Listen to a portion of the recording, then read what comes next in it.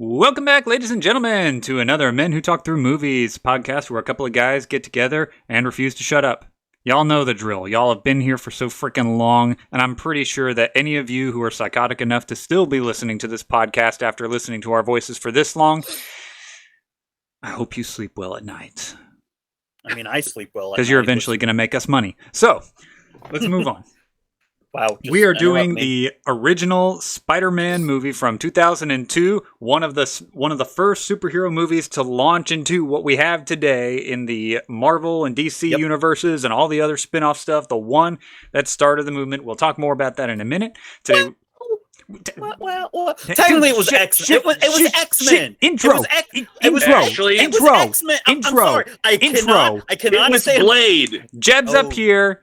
James is up here. True. Let's get this movie going. It's right now on Netflix and Hulu. We're starting the movie in 5, 4, 3, 2, 1. All right, and a movie going. You guys getting the big old Columbia torchy thingy? Yes, I am. Cool. All right. So, now, Jeb and James, how you boys doing? I am doing great, Stephen. How are you? Thank you for, again, letting me host with you, letting me a part of this journey, and getting to do another one of my favorite Jeb, you're already the movies. co-host. You don't have to kiss my butt, okay? He stole my line.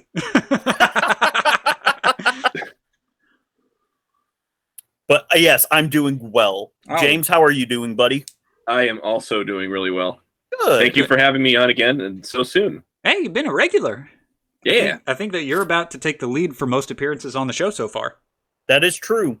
I think it's a tie between you and Caspian at this point. Yeah, I was about to say, I think it's a tie between you and Caspian, James. Then I think I'm going to have to fight Caspian for it. Ooh. To the death. For a fight. I'm punching myself. Can I say just like how wonderful this opening score is from Danny Elfman? Oh, Danny Elfman is just, he's a beautiful, well, I don't know him personally, but his music is beautiful person music. Even with the stuff with Oingo Boingo. I'm just saying, Danny Elfman's music, top tier, especially in Multiverse of Madness. What else did he do? Because he's done a lot of the Marvel stuff, right? Well, he's done a few. Like he did. I mean, he did the first 2 Spider-Man movies. He did work with Ellen Silvestri for Age of Ultron. Okay. He did a little movie called Nightmare Before Christmas. Yep. He was the voice of Jack Skellington and the singing voice. Because he was the lead singer. His Oingo Boingo was his band. I didn't know that until like fairly recently. Yeah. Oh, heck, he's done a lot. Yeah, like Batman. Oh, yeah, he did do the original Batman. I'm He was the theme for The Simpsons. Just scrolling through his stuff. He's been on Coraline, Donnie Darko, Good Will Hunting, Red Dragon, Lego Movie 2, Edward Scissorhands, Corpse Bride. Daggum, son. Meet the Robinsons. Like you guys said, he's good Spider-Man's friends with movies. Tim Burton, I think. Mars Attacks, Beetlejuice, daggum. Oh, Batman! That's what I was thinking. He did the music. He did the theme to Batman the Animated Series. Yes, and then from there, that was moved into the old Batman movies.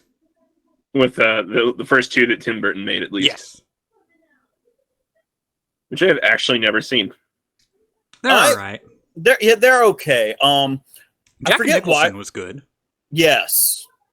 I remember when I first saw it, I thought that what's his name, Michael Keaton. Like my thing for a while was that each of the Batman actors either did a good Batman or a Bruce Wayne, and Christian Bale was the only one that did pretty good at both. Yeah. I categorized Michael Keaton as being a better Bruce Wayne than a Batman, and now I can't even stomach that. I can't. George Clooney could have made an okay Bruce Wayne. Agreed. He really could have. All right, so let's talk a minute, because of course we're watching this movie, and we know this is like classic of classic superhero films and whatnot, and because it was, not necessarily one of the early ones, but one of the early of this generation of superhero movies. The casting of Tobey Maguire. What are y'all's thoughts? Perfect. I love him. Like, I know a lot of people are like, a lot of people don't like him, and I'm just like, well, they're dumb, heck them. But like, he does a good Peter Parker, which everyone says that, but he really does, like, when he is in the Spider-Man mask. Like, I like at least in the Spider-Man video games, like the original PS2 Spider-Man video games, Yeah. he does very well as Spider-Man, like That's quipping true. and whatnot as Spider-Man. I can agree with that. And I mean, I never thought he was a bad Spider-Man. I didn't either. Like, Yeah. I think each Spider-Man brings something to the table. He's the best movie Spider-Man, in my opinion. Yes. I can Okay. agree with that. I'm not the biggest fan of Andrew Garfield's Spider-Man. Same. I did like him in No Way Home. Spoiler alert for No Way Home for those who haven't seen it. The movie's been out for a long time. If you haven't seen it, like, okay, never mind. But and I was sort of like okay with Tom Holland. Like, Tom Holland's all right. He was good at being the young quirky because I do like him. He's just not as good as Tobey Maguire. Tobey Maguire's a good awkward. Y'all feel me on like the awkwardness of Tobey Maguire's Peter Parker? Like, Yes. he's so He's a dork. awkward, but it's like, oh my dude, I feel you. I've done such stupid. I will defend each I'll defend each Spider-Man. Like, I know, like, there are some favorites. There's some do it better than others, but there has not been a bad representation of Spider-Man between the three. All right, dude. Well, we will agree with you on two of them and hate you for the third. No, like, I will stand by Andrew Garfield. Like, I feel I like him as an actor. I just don't like his Spider-Man. No, I like him as an actor too, and that's what I was about to say. I feel like if the writers of the movie, Hey, he said the meme. Right. He said the meme. But if the writers of the movie gave him a better script, I feel like it would have been his performance would have been better. Because even James said it. Like, in No Way Home, he was probably like the best. Still haven't seen it. I know. Well, I mean, like, I already gave the spoiler alert for No Way Home. I'm sorry if I spoiled that for you, Steven. I'm sorry. I don't care. Steven It's okay. Steven doesn't care about superhero movies. I'm kind of giving up on them. I've seen the ones I want to see. I think No Way Home was the last truly great MCU product. It was and that's what I want to. That's the next point I want to get into. So one of my favorite movies, or not movies, YouTube videos. One of my favorite YouTube videos is this guy named High Top Films talking about the Spider-Man trilogy, this Spider-Man trilogy. And what's really great about it is how he talked about this as being a character-driven story, character-driven plot. That's You true. know? That's true. That's very true. And I feel like that is why the newer Marvel stuff, I'm not exactly sure where it happens, but one of the newer Marvel stuff, they are more focused on plot-driven stories instead of character-driven stories. Can we take a brief moment from that to mention how the teacher looks younger than the students? Yeah, like So I was much mentioning that. younger.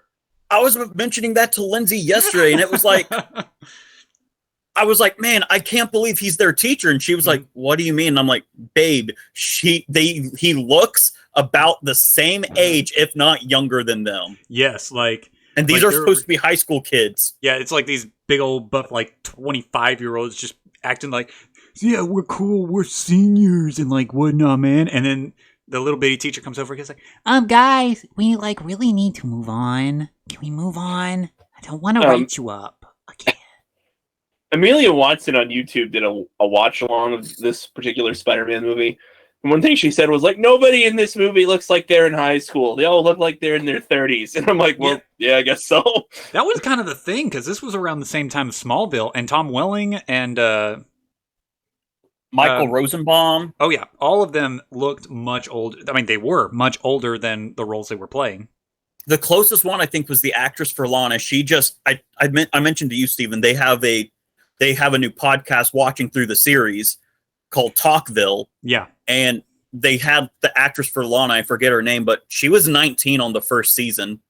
So Have they supposed to be a freshman in high school, so a little bit older, but still closest in age than Tom or Michael. So have they addressed the stuff with Allison Mack? Yes and no. They Okay. briefly mentioned it, and like how Michael Rosenbaum put it, I think it was him that said it. He was like, "We all know what happened to her. It was a shame. It's old news. Let's move on." Okay, that's fair. That's fair. Yes, because that's what I was waiting for too. I was like, Yeah. "Oh, are they going to talk about it? Are they going to talk about it?" No, they were just like, "It's a shame what happened. It's old news. We're not going to address it." That's probably best. It's. I was just kind of frustrated about this the other day. I think that we've done a really bad job of putting the worst of ourselves on social media, and one of the worst things that we do is we talk about other people's personal lives. Yes. It's like, what was it? It was the whole Elon Musk thing about that former employee of his that had his baby and whatnot, and this was like a big news story for a while, and then another news story comes out and says that the pregnancy was in vitro, and I was like, when was this ever a story? Right. When did this ever matter? Can we just stop? Yeah. Okay, I'm going to put something out there. You guys just tell me if I'm right or not. Ready? Okay. There are, for our generation of nerds, there were at least 2 or 3 females that every guy our age of our generation had a crush on. One of them was MJ in this movie. Okay. And then the other one is Hikaru Utada, who sang the Simple and Clean, but only for her voice. Okay. So I'll counter that. Okay. It's not really our generation because we were like too young during it, but we also grew up with the shows. You probably didn't, Steven, but the Pink Power Ranger, I forget her character's name, from the OG Power Ranger series. I could see that. And then the female lead, Daniel Fisher, I think is her name, from Boy Meets World. Ooh. Who played Topanga. I feel like those right. were the main 2 crushes. You're right. Yeah. MJ here was a good one. Like, I'd probably say she's a close third. Mm-hmm. Especially because of a certain scene in this movie, which we'll talk about. You know what I'm talking about. Yes, and everyone who's ever seen this movie before knows what you're talking about. Yeah. So hashtag let him fly. My goodness. Oh my. Oh my. Oh wow. We'll do that again later too. The only thing I know Hikaru Utada from, like, I know they did stuff in the Kingdom Hearts films or games. I wish they were films. I just know Hikaru Utada for the stuff from the Evangelion rebuilds. Ooh, that's right. I have the vinyl EP of all the songs that from those. Man, she's got such a good voice. She's so good. She is so good. Like, that's part of the reason I love Kingdom Hearts so much is for the opening and closing songs. Mm-hmm. Like Sanctuary, Simple and Clean, Face My Fears, Don't Think Twice. Bangers. Freaking bangers. We might need to find a different word for that. It's a bop. It's a bop. There you go. It slaps. It slaps, yeah. Good job, Uncle Ben. I've not been able to decide if I like Aunt May at this point. She's got her moments, but I don't know. I mean, to be fair, all of the Aunt Mays, not counting the PS4 Spider-Man game, which just released a PC, so I guess it's not, which is not PS4 anymore. But the Marvel Spider-Man, I did like her Aunt May. Like, she wasn't too old, she wasn't too young. She was right in the middle. Kind of like Andrew Garfield's Aunt May as well. She was also right in the middle. I think I liked her the best, Andrew Garfield's. Yeah. And Disney, every time they want to reboot Spider-Man, it's like yeah.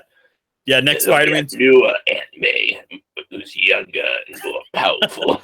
Yep. Next Aunt May's gonna have a teenage Aunt May and a baby Spider-Man, Spider Baby.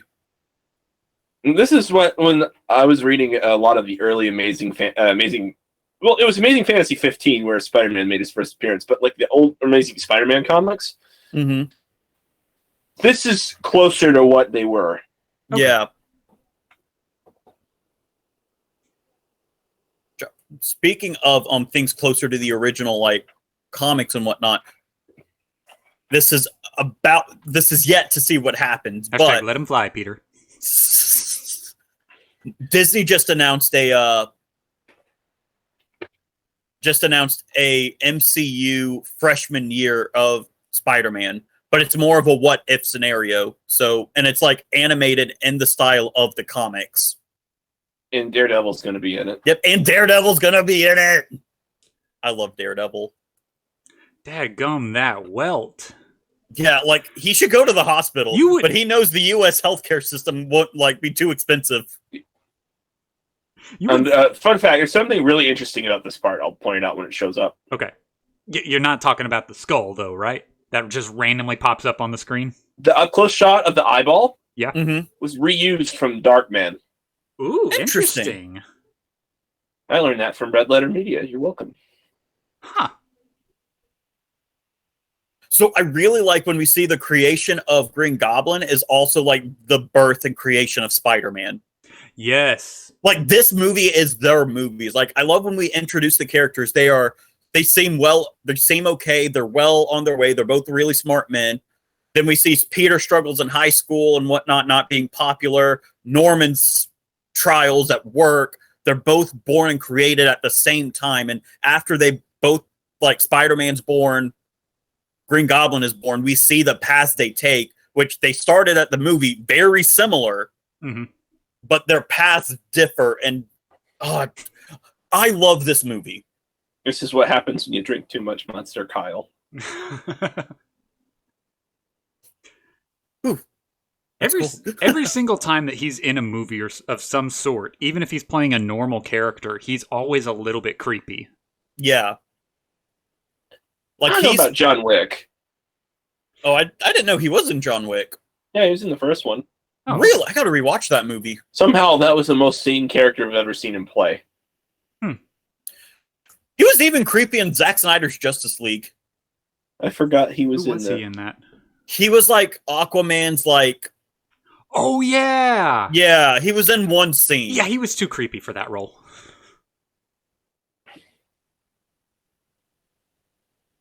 But I don't know if it's like his acting style or if it's just that like as soon as he did this movie, like he just stayed Goblin. Yeah. A lot of people want to see him come back as the Joker. Ooh, that would not be bad. Or not come back, but come play the Joker because of this performance, I feel like.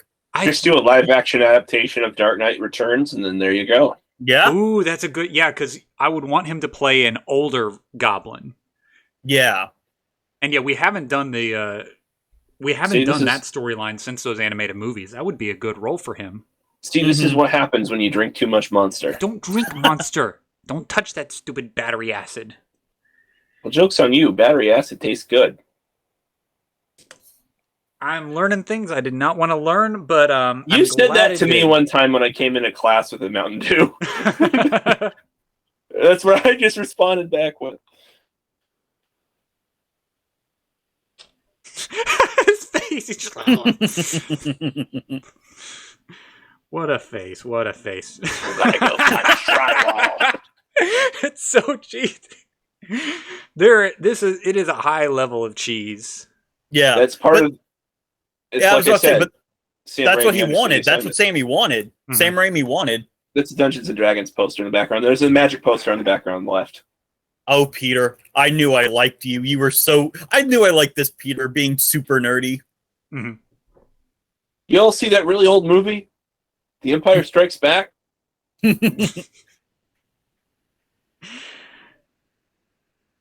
So I'm trying to look at like the background Yeah. and see like, because if you look at his room, you can even see environmental storytelling. Ooh, that's true. Like that.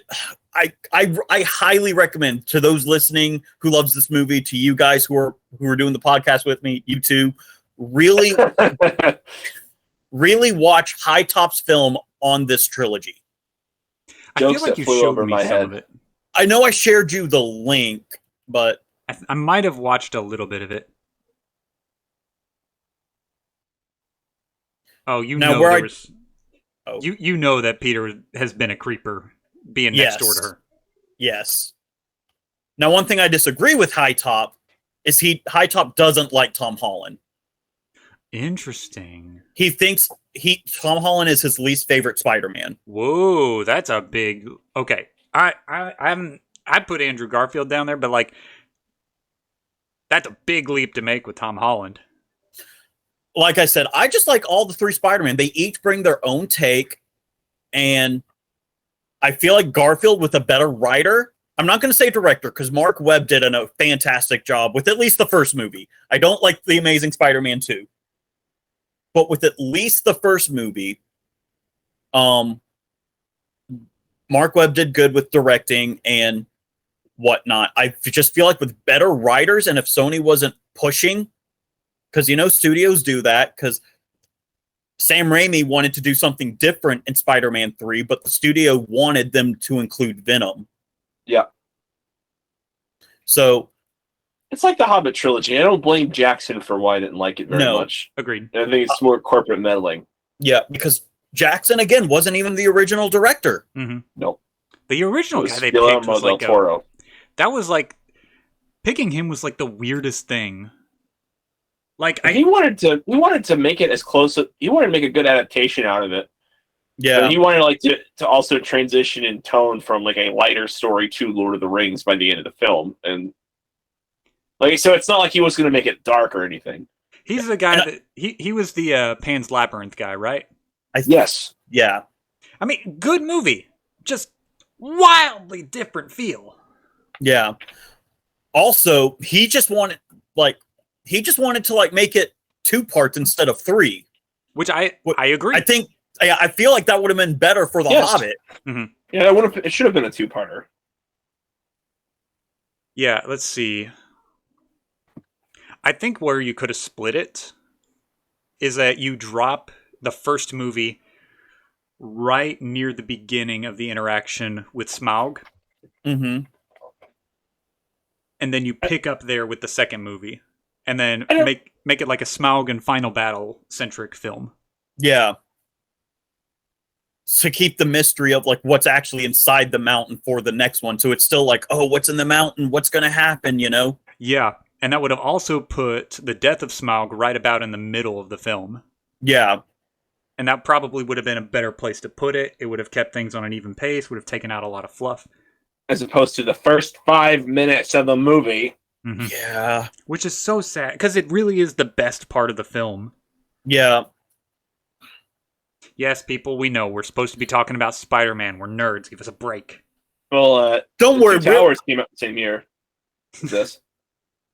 How many takes did this take to do? I think it just took one because they put Velcro on the stuff so it would stick wherever it landed. Ah, good old practical effects. I know. Because me and Lindsay were watching this last night, and she was like, "Oh, I wonder if they just did it in one take and use CGI." And I was like, "No, my love, that was practical." Not back in those days. This was like height of practical effects in movies. Yeah. It's kind of weird how Spider-Man movies, and I think it to the game to some extent, because I haven't gotten very far in the game, but they don't really capitalize on his spider sense very much. Ooh, yeah. Yeah. They didn't use it at all in the third film. Nope. And the thing, well, it does make sense because Venom will not trigger his spider sense because the symbiote was already bonded to him. Mm-hmm. At least that's the explanation. Okay. This is my man Joe Manganiello. He would have made he would have made a great Deathstroke, but again, with Warner Brothers and the what in the world is going on with Warner Brothers? You would I don't know. I'm at this point I don't care. Here we go. Oh yes. Your Yes. feeling towards Warner Brothers is me towards Disney. This is an awesome scene. This really is. As cheesy and somewhat gross as it is, the way they do all the close-ups and stuff, it is Well, awesome. that's just Raimi's directing style. Yeah.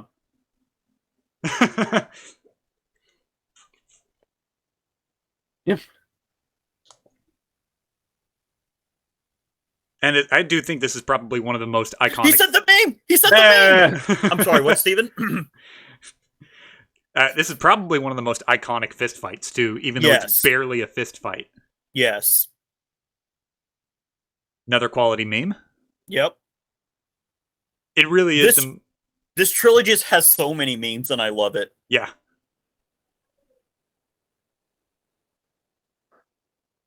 Which one? Okay, so you get my thing about what's the movie the new Batman. I forget his name. Yes. Oh, Harry's face in the background. Okay, moving on. I by forgot the how way, fast it went. apparently that was supposed to break his teeth. Like he's got broken teeth. Kid's pretty brittle if that happens. Yeah. But what was I saying? Oh, you know how Batman in movie. the Batman, my big thing is if nobody could have figured out that Bruce Wayne was Batman by all the strange coincidences, then they should have been able to figure it out by how they both stand and stare and slow walk away. Mm. Kind of the same thing here. Like, if nobody figured out that Peter Parker was Spider-Man because of that encounter, then they're pretty stupid. Yeah. I mean, granted, I don't know how much LSD they're on, but who knows? Yeah. So back to Warner Brothers. Sorry, Yes. I wanted to talk about that fight and watch the fight. Even though this is a pretty iconic scene too that I don't want to talk. I want to talk through it, but not talk through it, you know? Yeah. Because him climbing up the wall the first time is, again, iconic. And this is where I think that that his acting like really comes to the forefront. Because Yes. he does have that sense of like wonder and excitement and discovery as he's learning these new things about himself. He does such a good job of displaying that in his facial expressions. And like whenever he started climbing up, like the music like went like the note happened every time he climbed up. Yes. Sorry, like I'm a musician, but not a musician. So like I love hearing good movie scores. Yeah. So like when I saw Doctor Strange in the Multiverse of Madness, seeing not only Sam Raimi coming back to Marvel since Spider-Man 3, but also Danny Elfman writing the music with Sam Raimi again, they made a perfect trilogy with this movie and songs, and they did pretty well in Multiverse of Madness as well. To which one of the fights is a musical battle. Which is just another meme. It really is. I doubt that it goes 5 minutes without a new meme. We should Probably have been not. keeping time. I We should should have a have. stopwatch with me and just been like, We should do that with the Star Wars prequels. "Ooh, we should. Ooh, that's a good idea." But so back to Warner Brothers. So they canceled. My issues with Warner Brothers started when I did my research and found out how like awful they were to Zack Snyder. Like I get it. If you don't like the Zack Snyder movies of DC, fine. I'm not going to say you're wrong because that is an opinion, but do not say it is objectively bad because things happen that you didn't like. Yeah. That's In my two objective totally opinion. different things. What I didn't like was after Zack Snyder's daughter committed suicide and he stepped away from the project, they basically fired him, replaced the director, like replaced it with Joss Whedon, and they tried to do what Marvel did, which was be more funny, but the issue was that was different tones. Yep. What's happening now is Discovery bought Warner Brothers, so it's now Warner Brothers Discovery. And they're cleaning house about the old regime. So that's a good thing because the old regime is what made the DC universe kind of, not good, at least not in a cinematic way, which I'm kind of getting tired of cinematic universes. Agreed. It was cool with Marvel because they were the first to do it and they told a cohesive story through multiple films. But now I'm getting kind of tired. DC now has a plan of bringing someone on like Kevin Feige to do a 10-year DC plan. And you know what? If that's the case, fine. Just make good movies and a good cohesive story, and let's move on from the cinematic universe crap. Yep. It was, like I said, it was cool with Marvel. Marvel's probably my favorite cinematic universe It's the only one that up works. until Endgame. I'll take the few epilogue stories like Spider-Man No Way Home, Falcon and the Winter Soldier, Thor Love and Thunder to see the characters I know after Endgame. But after that, like I'm enjoying the newer characters like Shang-Chi But like, Yeah, Shang-Chi was pretty good for the most part. yeah, but like, I don't know. Like I mentioned earlier, they're more focused on plot-driven stories instead of character-driven stories, which a lot of phases 1 through 3 of Marvel were. Right. Well, you've got to have a good. Well, no, I was going to say you need to have a good balance of both, but I don't think it's entirely true. You need to do what the characters and the world and the story demand. So, I like, agree. Like for Like, example, I was going to say, this movie, for example, Yeah. this is more of a character-driven story than a plot-driven story. The plot Yes. happens because of the characters. Because you Yes. know what else happens like that? Life. Life happens because of the life we live. true, but also it helps that kind of in the Spider-Man universe, the problems are small enough that one person can make a difference there. Like for True. for each of the villains. Thank you, Mr. Stanley. Yes, you did excellent work, sir. But I salute you. Thank you. No, Stan Lee. That was the first Stan Lee cameo I remember seeing, and my family went to go see Spider. They took me to see Spider-Man 3 in IMAX when it came out, and like when he came out, I was like telling my mom and dad, I was like, "Mom, Dad, look, that's Stan Lee." I think So what were you trying to say, Steven? You've been trying to say something, but I keep interrupting. I don't remember really what it was. What was I talking about? I don't know. Character-driven plots and Yes. versus. Okay, yeah, because for each of So Spider-Man's- anyway, guys, like I Why was don't you saying, shut what I your- like, I can what I mute like you. about this I can movie, mute you for what the I like whole about this call. part here is this is the Mute first time for Mary Jane is. everyone. He is muted. He's literally not coming through. He's talking about his favorite movie. No, he's Silent trying- Voice. Yeah. He's realizing he's really not coming through. Anyway, Demon Slayer is not mid. No, I'm sorry. Dude, you have to unmute yourself now. Unmute yourself. Jeb, unmute yourself. Are you doing the silent treatment thing now? Oh my gosh, Jeb, if you're doing the silent treatment now, this is the worst time. It's been effective in the past. I will say this: people said that Mary Jane's hair didn't look very good in the older films, and yeah, I can kind of see that now. It did look really good in the third Spider-Man film because I think she actually dyed her hair for that one. Right. Yeah, it looks... Dude! What the heck? All right. You know what? I need a car. Do I need No, to I kick don't. you out so you can add yourself back in, or is that going to mess up your movie anyways? I just took the risk, guys. My movie's now out of sync. Okay, well, I am at Look at- 128. Yeah, wait. Wrong. I'm wrong at 32:15. 32:15. I'm at Yeah, that's right. That's right. 128.45. Yeah, you're in the right spot. Okay, so I'm not that out of sync if I am. Okay. So what I was okay, I deserve that. I'm sorry. I was trying to talk about a serious point in the movie where Mary Jane saw seen for the first time Simple. by Peter, but I shouldn't have done it in a joking way while interrupting Steven's take on story-driven plot versus character-driven plot. So It's Steven, fine. And that Just Demon Slayer abusing my is not power. mid. It's no big deal. But these movies, like you're saying, they are driven by individual characters and the things that happen in their lives. Doc Ock, driven by his anger and his revenge. Goblin was driven by his work frustrations and his desire to be noticed. All of these have to do with personal things, but there are instances where the story around is bigger than the individual characters. Lord of the Rings.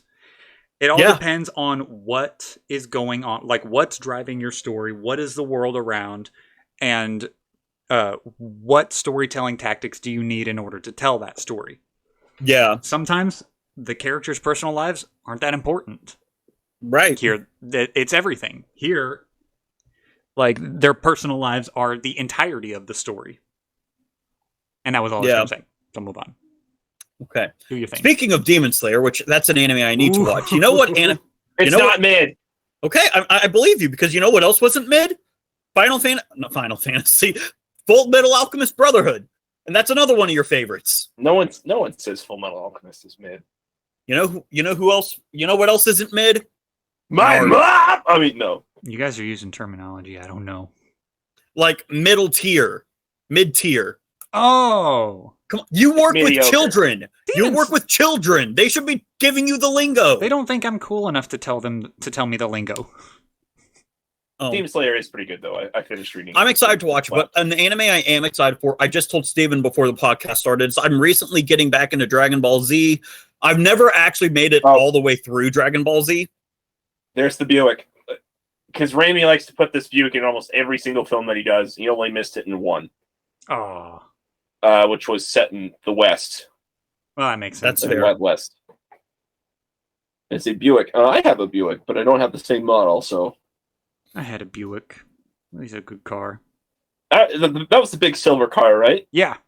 Yeah, I remember that one. Oh, I love the couch tank. Drives like a tank. It's comfortable as a couch. Then what was he supposed to do, Ben? You at least finished that fight. Well, what was I supposed to do? Run away? No, you're not supposed to run away. So he's in trouble for finishing the fight, but you're telling him not to run away. He Yeah. did great in that So school. you should have. So he should have taken the beating. Great parenting. Yeah. Turning the other cheek. Yeah, turn the other cheek while making sure you don't get your butt kicked. Yeah, there's a bunch of jokes going around right now that if Uncle Ben was packing, then none of this movie would have happened. Correct. Uncle Ben, what happened? Squid Game. Oh, sorry. He said the thing. Resetting the meme timer. He just looks at Uncle Ben and says, "All right, then keep your secrets." No. Whoa, Peter. Yeah, Peter's gonna Hey, be Peter. the jerk here. Hey, Hey. Peter. Hey, Peter. That was uncalled for. You guys ready for a 10-minute meme section? Yes. Here we go. I'm slamming the door. A scene which, by the way, could not be made today. Why is that? Oh, I know what One you're joke. talking about. Yep. I know what you're talking It's about. the one joke in this whole upcoming scene. Oh, yeah. So you know what's funny about this? What was great about this movie? Bonesaw! So Bonesaw is played by Macho Man Randy Savage, and in order to prepare for this film, he spent 30 years creating a wrestling career, so he could play the character more accurately. That's so funny. Yeah, spent 30 years wrestling so he could do this movie. Bruce Campbell. I love Bruce Campbell. I think my favorite Bruce Campbell role, not cameo, even though he has made a lot of cameos in these movies, but my favorite Bruce Campbell role is from Burn Notice, for those who remember Burn Notice. He was Not Sam actual names? Axe. Sam Axe, he was Michael Weston's friend. But my favorite cameo, I like the Frenchman from I really like the Frenchman from Spider-Man 3. Spider-Man 3. Also, fun fact: Sam Raimi is sitting in the audience somewhere, and Oh. most of the audience was actually recruited from a local comic book store that was Ooh. near where they were filming. Oh, that's so genius. That's so, oh man. Jealous fan. Okay, so we all know that Spider-Man, each Spider-Man, Toby, comic book Spider-Man, Toby Spider-Man, Garfield Spider-Man, Tom Spider-Man, they all have a homemade suit. Yeah. I feel like Toby's is my favorite homemade suit. Yes, I agree. Like before he got his official suit. Like there's just something about this like simple tier homemade suit. It looks like stuff that you would find in your own closet. Yeah. Like the ski mask that he's wearing, I literally had a mask exactly like that growing up. Yeah. I remember that one. You remember that mask? Yeah. It was in one of our old skits. Oh, good lord. I think that we actually got that from a Spider-Man kit.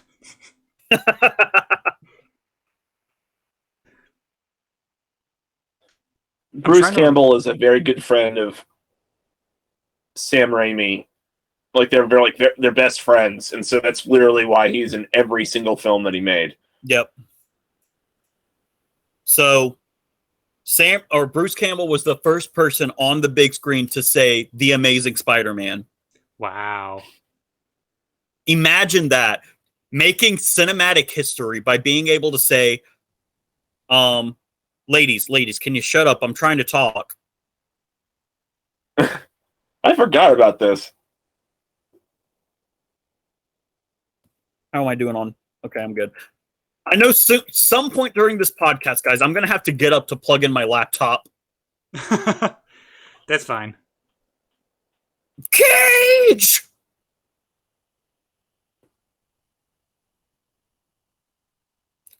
Oh, this is... I don't know about you guys, but like first watching this movie, like this was the most exciting scene. Yeah. I didn't sign up for a cage match. You should have read the fine print. You ain't going nowhere. For 3 minutes Of 3 playtime. minutes. He is so great in this movie. playtime. What are you doing up there? This is a joke. You could not make this joke today. Cute outfit. Did your husband give it to you? Yes, he did. As a matter of fact, he's a wonderful person. You wanna take a seat, punk? No. I think in the PS2 Spider-Man game, based off this movie, there's a mode where you can like do the cage fighting and you can fight Bonesaw. Oh, I think I remember hearing about it. I never played it, but I know y'all used to have it for Xbox, which there are slight differences between the Xbox and PlayStation 2 version. For example, there's a moment where in the Xbox version, you get to fight Kraven the Hunter. Yeah, because the Xbox One had its own hidden level that's not like in any of the other versions. I think I had the Xbox game. Y'all did, because I remember coming over one night, Steven, and we were gonna play it, and then I was like, I don't remember this part. And you were like, what are you talking about? I'm like, buddy, it's in this game. And I'm like, no, it is not in this game. Because I played the PS2 version. That's right. Spider-Man. Human spider, human spider, human spider. All right, this guy. That face, though. It sounded like Beat on the Brat, the Ramones playing when he won.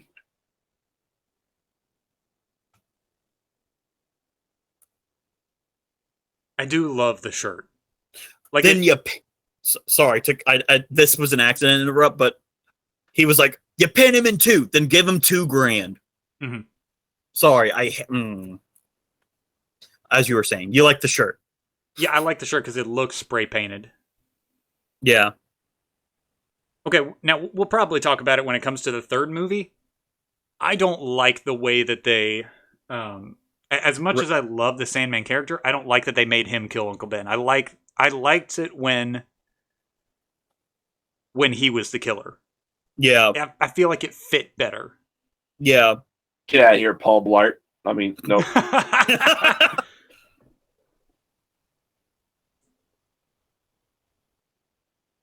Oh, here's Ooh, got him. He said the meme. Oh, yep. Resetting the meme timer. He said it.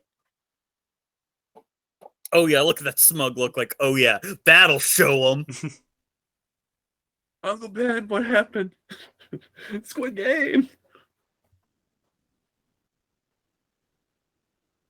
I was fine with that change, to be honest. Yeah. Yeah, like I didn't like that it okay. was retcon, but like for the story Sam Raimi was trying to tell, it fit. Does it fit well having it not be changed? Of course, but like Peter learning forgiveness at the end of this movie and not only forgiving Sandman, but also forgiving himself. Yeah. But we'll get there. Yeah, we'll get there. We got time. We got time. We got like 2 whole movies to get through before we get to that part. Yeah. Peter. Mm-hmm. It's very sad. I try to joke about it, but I can't because it's just sad. I know, like Lindsay didn't know like the meme face he's about to make came from this part, and she felt very bad for laughing at the memes now. I think I'm a couple seconds behind you guys, but that's okay. I think you're right. I think you're right about there. It's good. Yeah.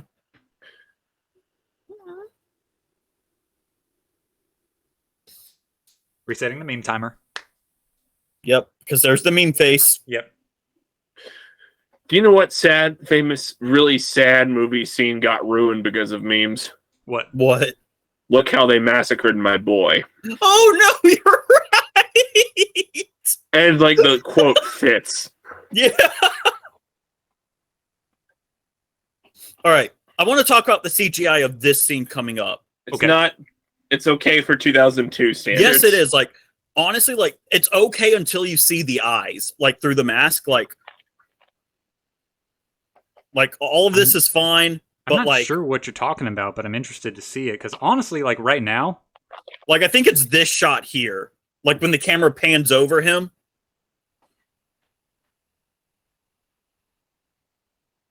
I always had a problem, like watching it recently.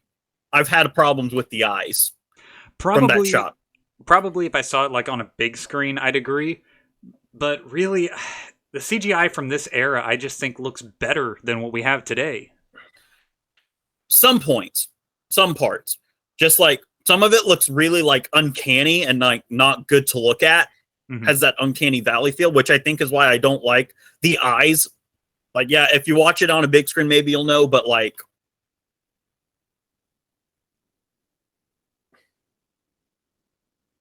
well, even at different parts of the movie, because it's like when they were just like starting to figure it out. Because this was a very experimental film, being the first major Spider-Man film. Yeah. This is like the experimentation. And like we see in the first encounter with the Goblin, it didn't work all the time. They were really struggling to figure it out during that scene, I think. But here, like it's just it looks as real as you could have gotten during that time. Right. One thing I've always said that made these movies special as opposed to a lot of other superhero films is that Sam Raimi understands the character. Yes. Yeah. And because he was a big fan of Spider-Man himself. But it got the comics right. And I posted that one time and then somebody said, "Oh yeah? Then why didn't Peter invent his own web shooters?" They didn't get the character. He didn't make his own web shooters. That's such a minor point in contrast to the rest of the film. At one point, I can kind of say, like, yeah, I understand where you're coming from because Spider-Man made his own web shooters because, like, show off because he's smart. He's very scientific. Yeah. But the organic web shooters make sense. Yeah. Yeah. So I don't necessarily fault them for that. I'm not against the organic web shooter. And to be honest, again, I never read the comics. So for the longest time, I thought that's what Spider-Man was. He shot webs out of his wrist because, never read the comics. Like, this was my Spider-Man. This was my idiot shoots at shadows. Where are you? Here. But yeah, you know what's ironic about that, guys? What? It was the first podcast the three of us did together on this series. That's true. It was. Episode 2, which is Episode 2. Still to this day one of the most listened to episodes. And that was like the first time I'd ever watched Batman Begins, actually. Yeah.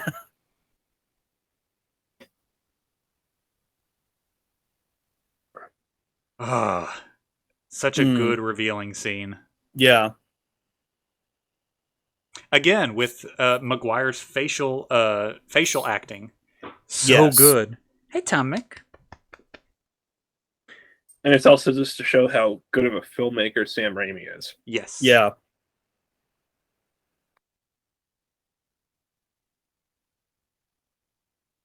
Martin Scorsese said and it became a meme. That Martin Scorsese said that the Sam Raimi trilogy was cinema because they were actually legitimately good films, as opposed because he just made this offhand comment about the MCU being like a theme park, which made everyone mad at him, which was stupid. But yeah, he's right. He was right about Spider-Man. Like, because this is like a legitimately good film on its own. Yes. Like, I miss when superhero movies were an event. Yeah, because I don't think Marvel is special anymore. No, like Marvel, like when we get like 4 or 5 like different projects a year, like even when the MCU got started, it was like, so when it got started with phase 1 and half of phase 2, it was about 2 projects every couple of years. Or maybe it was 2 projects every 4 years because of, they actually took time. But now it's like, oh, we just got to keep going because like the fact that they revealed their like plans for the rest of phase 4, 5, and 6, and phase 6 is going to end at like 2024, maybe 2025, I think. That says something. Mm-hmm. They don't care about making stories anymore. They're just cash grabs at this point. Yeah. To sell more Disney Plus subscriptions and to just make more money. And they'll figure out eventually that it's not going to work for long, but no. Because I miss when like Iron Man was an event, when like the Incredible Hulk, Iron Man 2, Thor, Captain America, the first Avengers movie. I miss when those were, events. I miss the feeling of Endgame when like the culmination of 10 years of projects were coming together, I miss the event feel of movies. Yeah. Oh, guys, get ready to do the cheesy scream. Cheesy scream. Ah! Okay. Oh, wrong scream. That's it. I heard laugh. How did you get laugh from scream? I don't know, but I did the Green Goblin laugh instead of the scream. Fair enough. See, I had to give you a reason to do the scream. Sure, we'll go with that. You guys want to hear a funny story? Okay. Sure. Last time Sorry. doing the Fantastic Mr. Fox, who did a genie joke. I got a new genie joke for you. Okay. All right, you ready? Yep. Okay. So, 3 guys traveling together stumble across a lamp. They rub the lamp and a genie pops out. Okay? So, genie says, I will give you each 3 wishes. First guy says, well, I wish to be successful in everything I do. And so then, he ends up, genie grants his wish. He creates a successful business and becomes a multi-billionaire. Second guy gets up and says, I want to become the richest man in the world. Well, he ends up buying out the first guy's business. And the third guy says, I think that I want my arm to continuously move in a clockwise direction. Okay? A couple of years later, they come back to the genie. They rub the lamp again. And it says, I'll give you your second wishes now. First guy says, I wish to be married to the most beautiful woman. And so then he finds the lady. He gets married to her. The second guy says, yeah, well, I just want to sleep with the most beautiful woman. So then he ends up sleeping with the first guy's wife. So then the third guy comes over and says, now I want my other arm to swing in the opposite direction. Okay? So he's got both arms going, right? Mm-hmm. So then after that, they come together and they decide to do their third wish. The first guy wishes for happiness.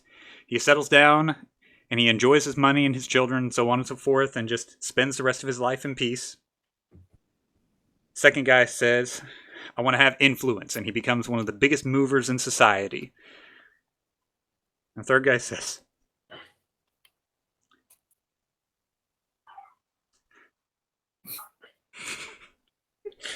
I'm waiting. He says, I want my head to continuously bobble back and forth and back and forth. They come together 1 year later. First guy says, I'm really happy with my life now. I've settled down, I'm happy, and I'm just ready for the good Lord to take me home. The second guy says, I've really done some good change in my life, and I can leave this earth in peace knowing I've made a difference. They both look over at the third guy who says, guys, I think I'm an effing moron. Well, What gave you that idea? you're not wrong. That's it. Keep going. Continue on. Well, no, like I have nothing to top that. Heck, talking through the rest of the movie, I'm just gonna sit here and. No, I'm not gonna say that. I was gonna say I'm gonna sit here in silence, but Just visualize. Just visualize that, and you'll be wildly entertained for a while. There's something I do want to say about the new film, the new Spider-Man movie, but since you haven't seen it yet, I don't want to spoil it for you. How it ends. I think Jeb's already shoot, I'll spoiled spoil a it lot for of him. Only because I know he doesn't care. Yeah. Like, Are you sure? Mm-hmm. I know I know he will watch it because I do want to do all the Spider-Man movies on this podcast. So he's going to have to watch it eventually. And besides, I want to see what all the buzz is about. Literally everyone that I talk to that's seen it says it's an amazing movie. So I do want to. Usually, the people I know don't talk about a movie like that unless it's actually good. Yeah. So It I is do want to see it. It is good. I do want to let you know and keep in mind. I think a lot of people are saying it's good roughly for nostalgia, but it's like good nostalgia, not just, oh, here's nostalgia bait, enjoy, Yeah. So I want you to keep that in mind whenever you decide to see it. Okay. I keep it in mind. Anyways, James, you were saying? It's something about like the very end. One thing I didn't like about Holland's Spider-Man is that he's way too attached to Iron Man. Yeah. I don't like that he's like way too close to Spider-Man. And like at the very end, it's where it feels like he's more close to comic book Spider-Man. Okay. In multiple ways. Now, I don't know if it was intentional or not, but like the people are like, oh my gosh, they did a Spider-Man origin story in 3 movies. And I'm like, well, I don't know if that was the original intent, The greatest casting choice of all time. You're right. Like, nobody is... Like, they had to bring him back for the MCU. Yeah. That's how good this guy was, is that the MCU had to have him back because there was no one who could portray him. J.K. Simmons is a national treasure. He really is. Like, every movie he's been in, like, he's killed it. And heck, even TV shows. He's done stuff for cartoons. He's in Portal 2. He's actually in the game that they made for the Steam Deck, he reprises his role as Keith Johnson. Oh, cool! But he's great in everything. I also have to restart the meme timer every time he comes up on screen. That's true because he has most of the memes. Which movie is the one where he laughs, like the laughing one? Does that come from Spider-Man 2? Spider-Man 2 from 2. Sir, I was thinking about getting like a raise. Oh yeah, that's right. Serious? But and my mom, who didn't know, she wasn't very much into comic books. She watched the Spider-Man cartoon as a kid, like the one from the 60s. But she like looked at it and she was like, he looked just like him. And I was like, yes. It's J. Jonah Jameson. It looked just like him. Yeah. Mm-hmm. Which is really cool they were able to do that. Also, now that they're graduated, their ages look much more appropriate. Right? That's so weird, though. That's one of the things that I'm glad that they did with this movie is making a pre- and post-graduation helps to make up the age difference thing and makes it feel more natural. Yeah. Like now, I got no issues with him being young. He just looks like a slightly more matured young person. Yeah. There's another meme right here.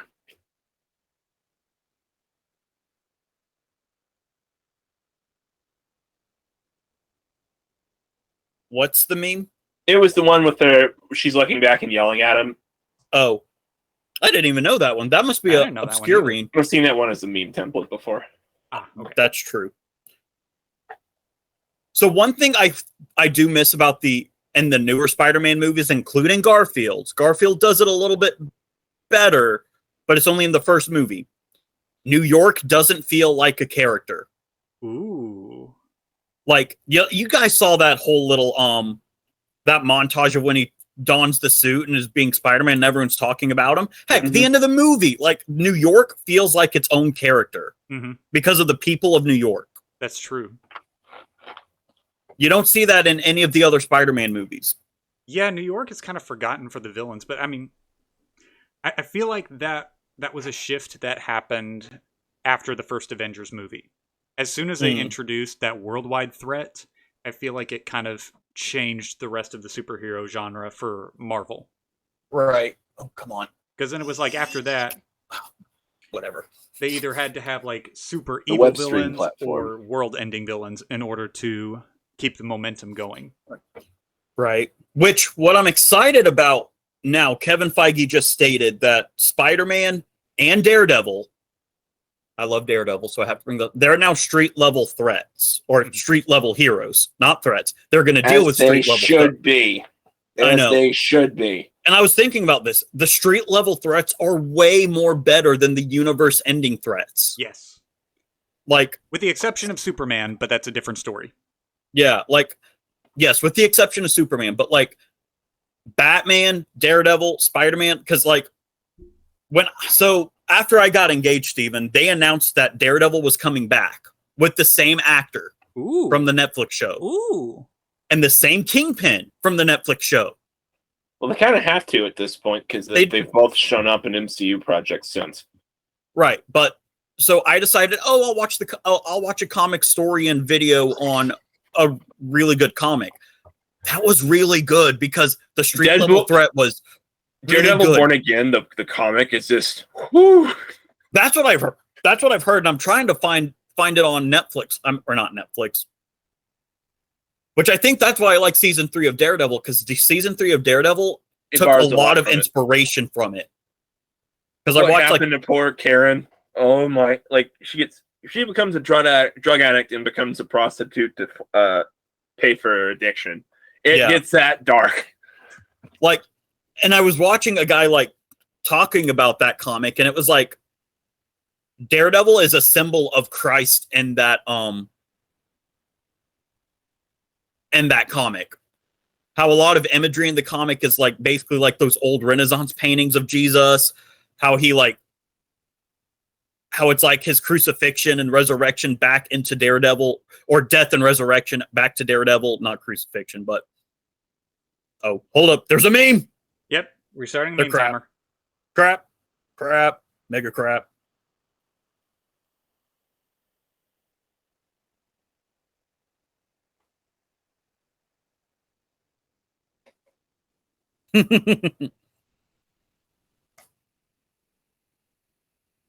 So did you guys know? Yes. J.K. Simmons voices the son of Aang in the Legend of Korra series. I actually did. Ooh, yes, I did not. Yep, he is the voice of Tenzin. Okay. Who is the son of Aang, who teaches Korra airbending. Because he does a lot of voice acting work. He does. He was also really good as Omni-Man. Steven! What? Perfect casting. We should do Whiplash. Ooh, Whiplash would be so good. Oh, Not my tempo. That's a golden movie. That is a golden movie. And the thing is with J. Jonah Jameson is that he's not a bad person. No. He's just a grumpy. Yeah, we'll see in a later scene how he's a good person. Mm-hmm. Betty Brant. Fun fact, Betty Brant was actually Peter Parker's first girlfriend in the comics. Interesting. And then she broke up with him. Oh, that's kind of sad. Oh, I thought this was a lot earlier in the movie for some reason. Yeah. They do take a while to build this up. Like, almost everything Goblin related is in the actual second half of the movie. Yeah. But like we were saying, it's a character driven storyline. So like the majority of this has just been building up to those climactic moments. Right. And we are about to get to what I believe to be one of the worst cinematic CGI moments in history, as much as I love this movie. Yeah.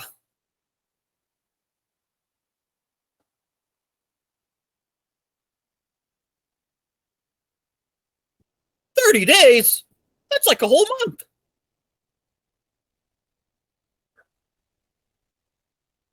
He always looks creepy every time he does anything. Like, even when he's just like talking normal. Yeah. Like here, it works for him. It does work for him. But like that moment earlier when he was talking with when he was talking with Peter and Harry, Mm-hmm. and he looks at Peter, he's like, I respect that. His mouth was saying, I respect that. His face was saying, I'm going to eat your face and devour your children. Well, yeah. I was about to say that's a little excessive, but you're right. That's how he looks. That is how he looks. The man looks like a Tim Burton character. He looks like you could make a claymation version of him and he'd be the creepiest character in any given storyline. Macy Gray, the one-hit wonder that died of obscurity. She also did a lot of cartoon voices for some reason. I think this was kind of towards the end of the era where you had like repeat actors, because like it feels like the scope of actors and actresses started like really small, and there'd be like 5 or 6 different actors that played all of the roles within a given genre. Yeah. Like Boris Karloff and John Wayne, and like that whole era. Like if there's a movie being made within that genre, Boris Karloff or John Wayne would be playing that role. Mm-hmm. And then it just kind of like broadened out a little bit. Mm-hmm. I think we're getting to the point where it's either going to narrow back in or it's going to stay consistent for a little while. Yeah. But like this was Rejected. This was during that time when there were still quite a few of the 1 or 2 actors that stayed within certain roles. Yeah. I mean, being typecast. Yeah. So can we talk about Harry for a little bit, guys? I guess so. First time? No. If you think about it, this is the first time This we're is the talking first about time we've Harry. talked about him so far. My He career was broke Pete. the bro code. Cup Oh, noodles. he did break the bro code. Singular. I remember ads for that years ago. I do too. Like we used to have Singular before AT&T bought them. That's who It's a bought him, very yeah. 2000s movie. And welcome in some really crappy CGI. This part did scare me a little bit as a kid, though. So, what do y'all think of the Goblin suit? Cheese. But I Cheese? like it. It's like what Weird Al said. It looks like a dumb Power Rangers costume. Which it does. I mean, again, never read the comics, so this was my Green Goblin. This is how I always pictured him. Right. Even though I know the comics, I've seen images and pictures and the Spider-Man cartoon from the 90s. But like that was just how I mainly watched the Seeing the Goblin. Also, Stanley. people, I'm sorry if you see me playing with this. I was messing with it while it was hanging up, and then it came off. So now I'm just messing with it without it being hanging on my window. I just feel like you're going to slip into Harry Potter mode at any moment. Oh, maybe. I'm feeling it. I'm just twirling it around and like doing cool little like hand tricks with it. Not that I'm going to show you guys because I'm not good at it. I'm just waiting for you to go Jelly Legs Jinx. By the way, Out am I?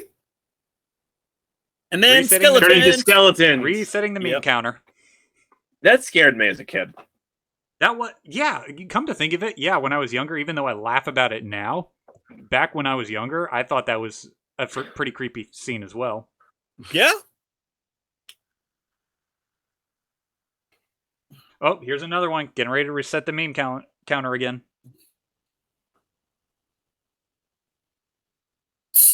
Good job, Billy. Face your fears. He looked death in the eye and didn't move. Yeah.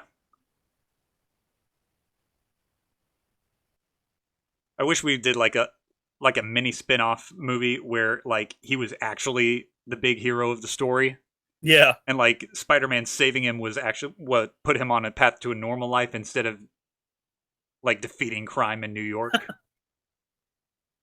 Oh, that poor guy. Ooh. Yeah, he is probably dead. I hate this.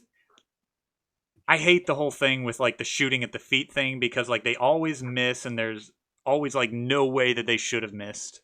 Yeah. It's my least favorite part of the movie now.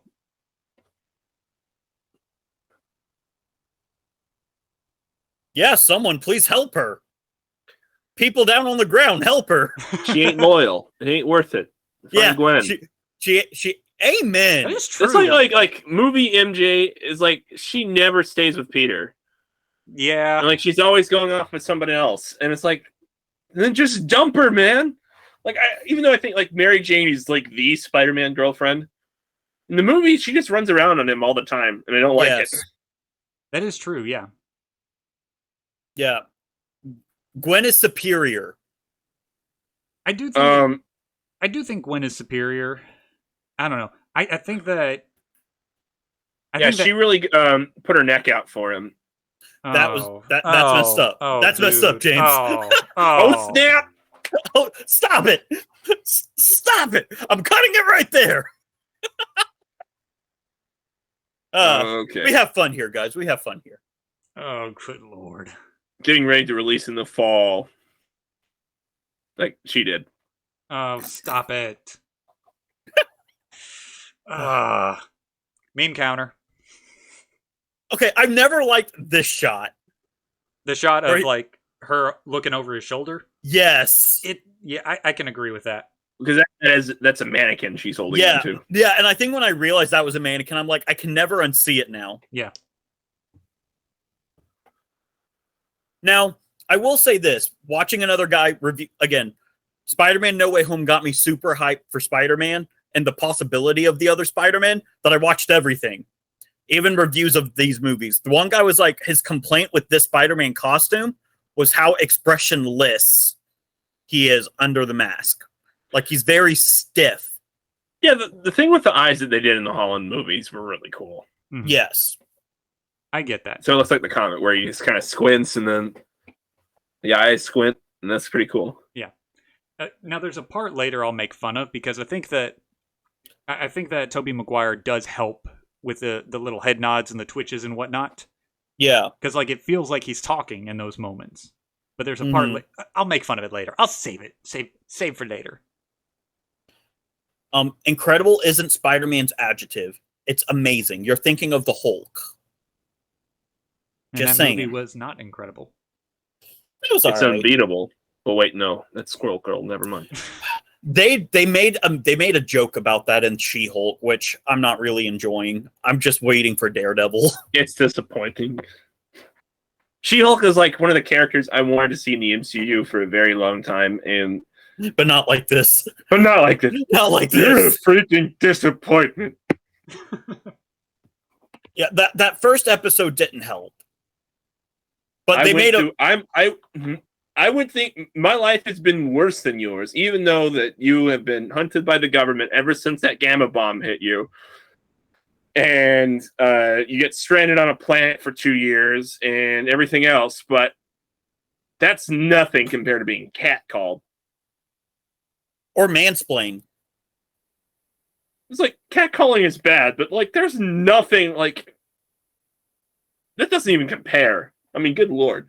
I know that. Also, got to reset the meme counter. Moving on, though.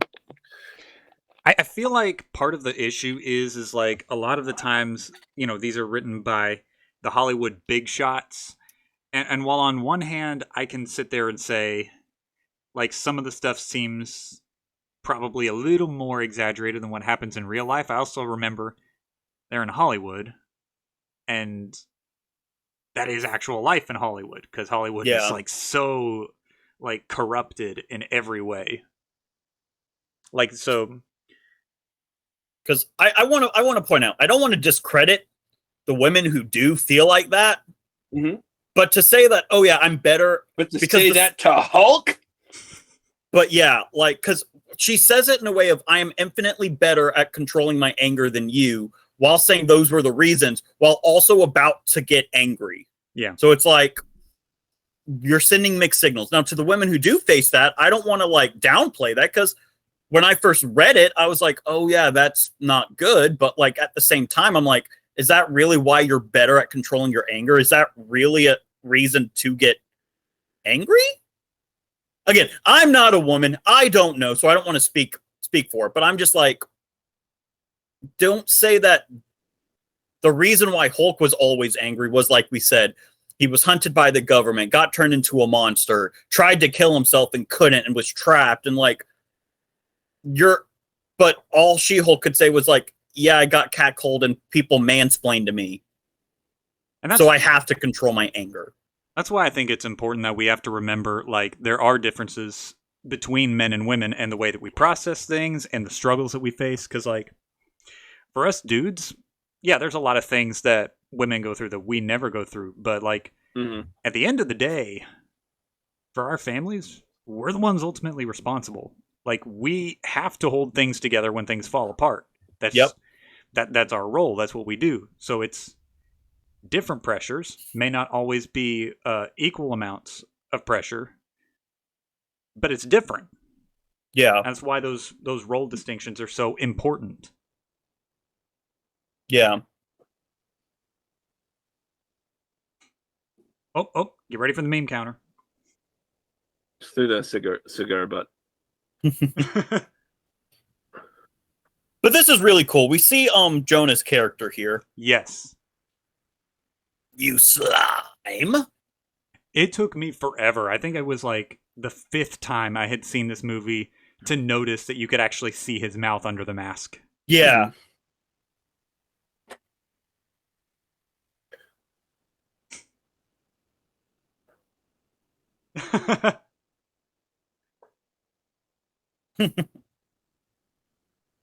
Oh, that's such a cheesy. But it was just like he went out of his way to defend Peter Parker. Right. Yeah. And that's what I'm saying. That like speaks a lot about his character.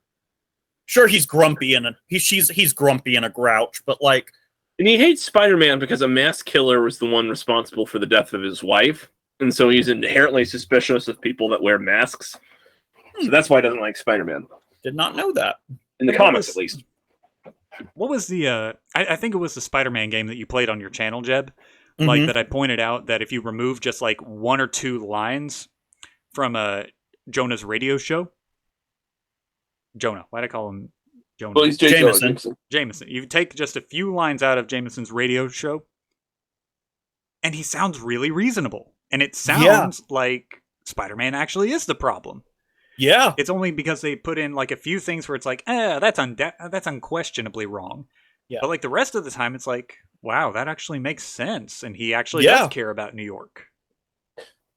It's a common trope right now when it comes to writing villains.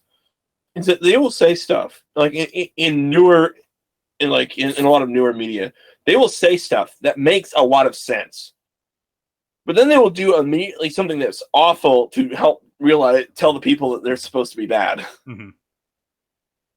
Yeah, and I feel like most of the time it's a little bit lazy. I think that this is before things went downhill like that, and so like the villains feel more like definite villains. Mm-hmm. And I don't know what shifted, but something did shift where we have like too much compassion and empathy for the villain. You think maybe Frozen? No, not Frozen. Frozen was a twist villain. Compassion and sympathy. I'm trying to think of when that started. Anime does that a lot, but anime does do that a lot. The first time that I really noticed it was with what was that show? Once Upon a Time. When they made you like really compassionate for the evil queen. The evil queen. That I had a problem with because it's like it was so much on the we're going to make you understand who her character is. We're going to make you understand why she is the way that she is, and reality is that she's selfish. That's just it. She's selfish.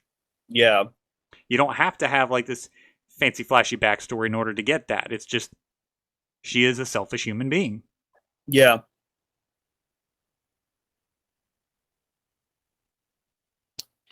Her voice barely carries past the first row. It really does. Mm-hmm. I love that line. Sky's the limit up to 784.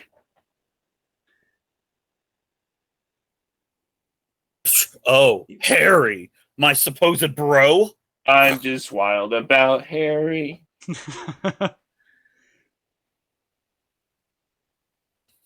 Every guy. That's true. when talking to their crush.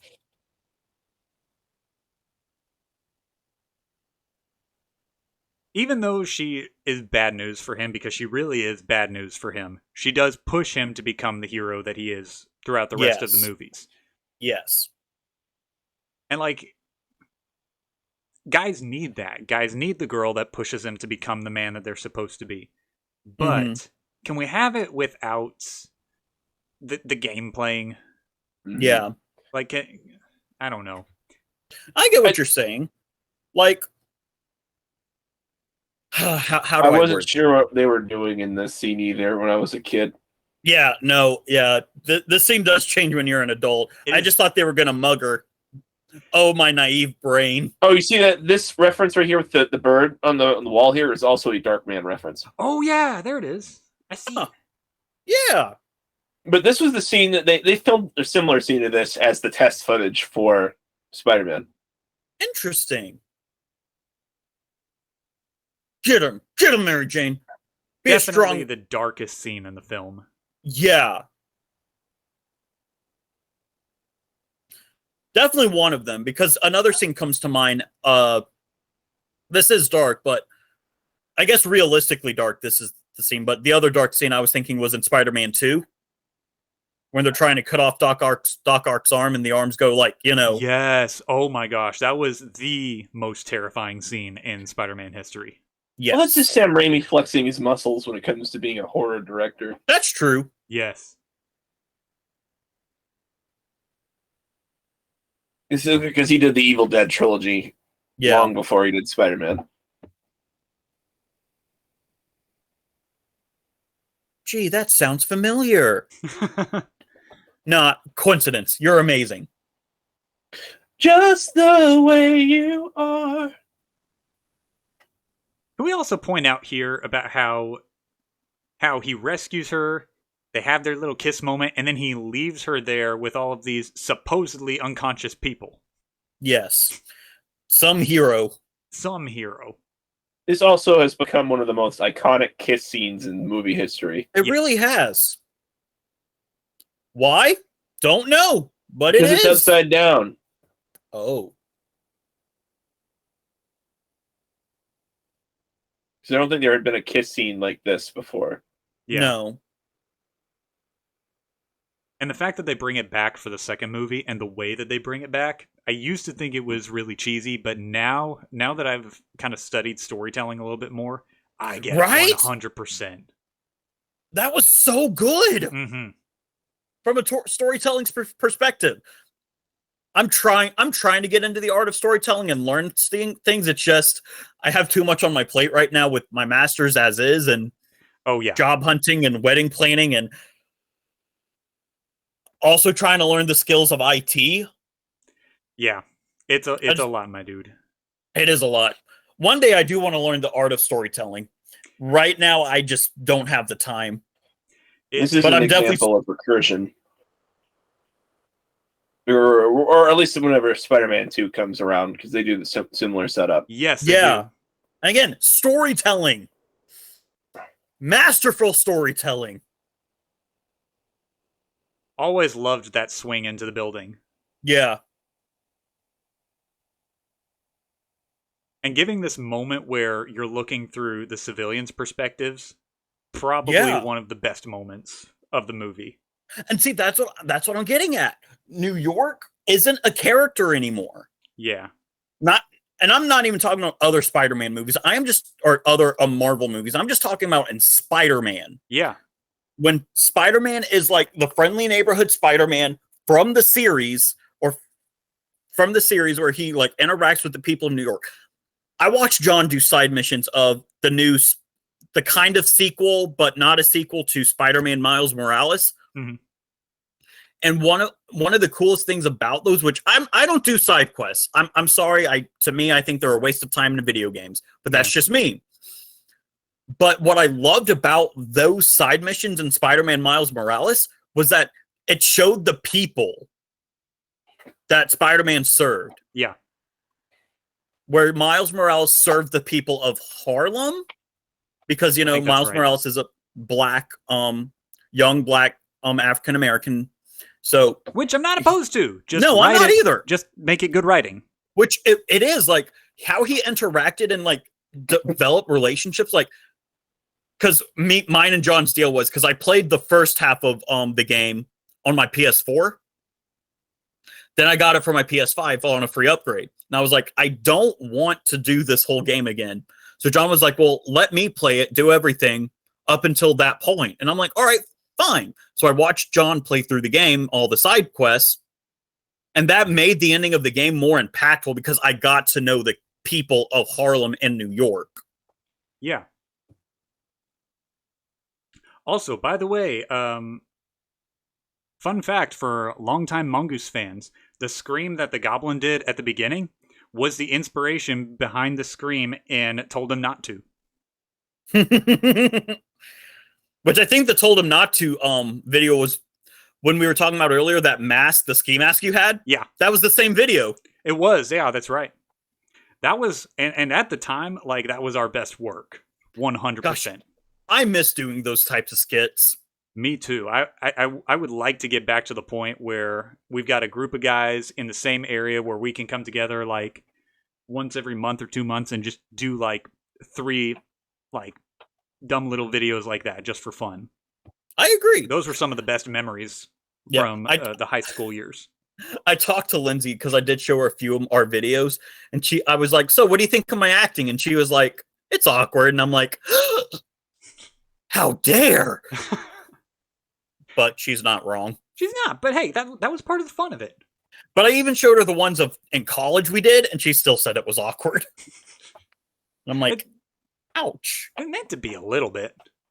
Right. Like, look, we embraced the fact we were a bunch of small creators. We did. I still do. Which, Steven, something I wanted to ask you more than, and also post in that small content creator page you have. Yeah. Because you know me, I used to love acting. Yeah. I still do. But now I realize I'm moving more away from acting and more into like, I want to direct and tell a story through that. Okay. Has that ever happened to you before where you were wanting to do one media of content creation, but you moved to another? Yes, I wanted to do a lot more of the, like video filmmaking and like the producing with the sound technology and so on and so forth. I wanted to do more of the technical end. But the older I got, the more in love I fell with the writing. Because I remembered looking back at like the old stuff that we did and even some of the stuff that we do now. And the stuff that I enjoy the most is the writing process. I enjoy the idea planning, the world creation, the story setup, coming up with topics for us to talk about, coming up with some one-liners here and there, or retelling a funny story. Like, I enjoy the writing aspect more than anything else. This is a meme too, or it's a meme template. Yeah. Okay. Hold. Yes, I love that line because when the new Spider-Man movie came out, that was the meme template going around. Hey guys, sorry I'm late. Had to beat an old woman with a stick for these tickets. Because it was hard. Like Spider-Man: No Way Home was the most anticipated movie of 2021, and it performed so well. It did, to the fact that they're re-releasing it with 11 minutes of new footage. They're doing it to make up for the loss they made from Morbius, probably. Probably, but you know what? That means new content. As long as I can get more of the Spider-Man, more Matt Murdock, and Toby fighting the Goblin. Oh, that's some cranberry sauce. I'm sorry, it's not blood. Yeah. I bleed cranberry sauce now. I have become Thanksgiving. I am Thanksgiving. Which, guys, you know what this means now? What? This is a Thanksgiving movie. I'm trying to get my brother. My brother and I couldn't go see our extended family for Thanksgiving last year. Oh, and so I tried to get my brother. We were home, and so I tried to get my brother. I was like, "Hey, do you want to watch this? You want to watch Spider-Man? Because of this scene on Thanksgiving?" And he just said no. Oh. What? JT, how could you? We'll beat him up. He was tired, and we were all tired from things, so it was okay. All right, then I'll let it slide. That means that he's going to say that he's going to let it slide, and he's going to beat him up anyways. Shh! Don't tell them my plan. Because I am the fruitcake, Parker. No. And when he gave the fruitcake, that's when I realized he truly was the villain of this story. Yeah. That's right, Spider-Man. You have to eat this fruitcake. Oof.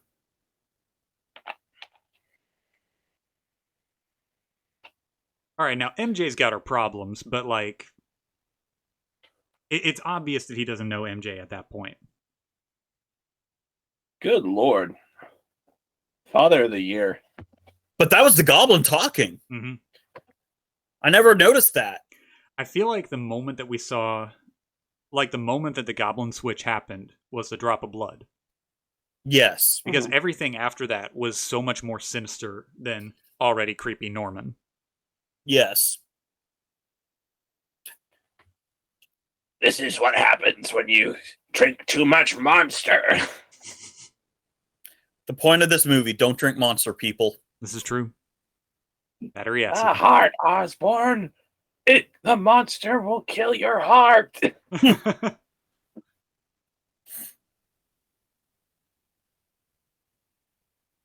I feel like this interpretation of Goblin was.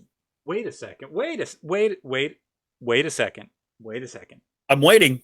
I was for about more than to 1 say second. that this version of the Goblin was probably very heavily influenced by Smeagol, but then I remembered this movie was being made at the same time as Lord of the Rings.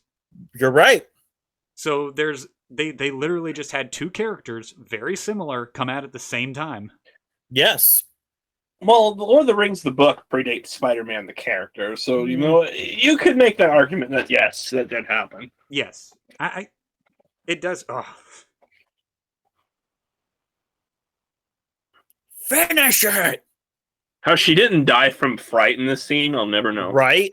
Yeah. Finish it! K.O. Yeah, she should have at least got a heart attack and been more in critical condition. Clearly she has trauma. But yeah, the shock is definitely there.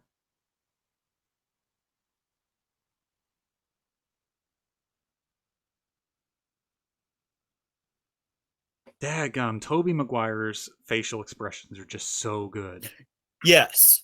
And I wish people realized that more through his acting. Yes. Because, yes, his... I remember when... And I really have to get better at this. Like, I used to, and I sometimes still do, like the newer thing. So I think that's why in high school I liked Garfield, just because it was newer. I think I matured out of that a little. I still struggle with that a little bit, but because I remember we had a talk about that, Stephen, in high school, and the reason you thought Toby was better was because of Andrew's facial expressions. Mm-hmm. But I also made the counter argument of the goofy faces he made. Yeah, that's true. But yes, no, like, gosh, I just love Spider-Man, guys. That's because he's a good character. It is a good character. It's my hot take that he is the greatest superhero ever made. Oh, he is probably one of the best. So he's an everyman.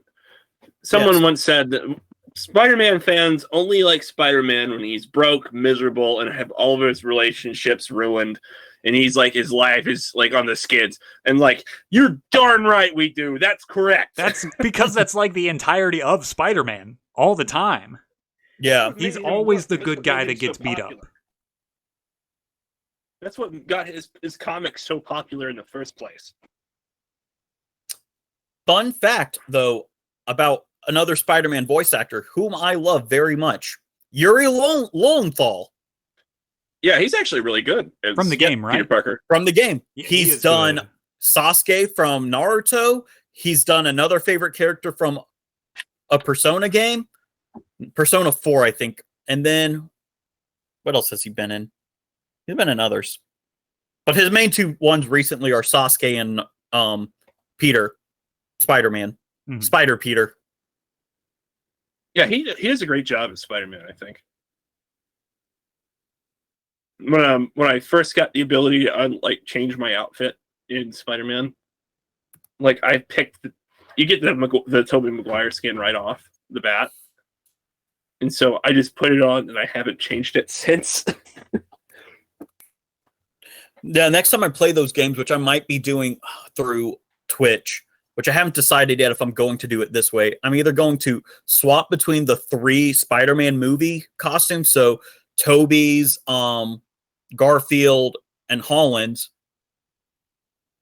But then I also kind of want to just stick to the normal traditional, like the average suit, the white spider logo, which that's a dope logo. Mm-hmm.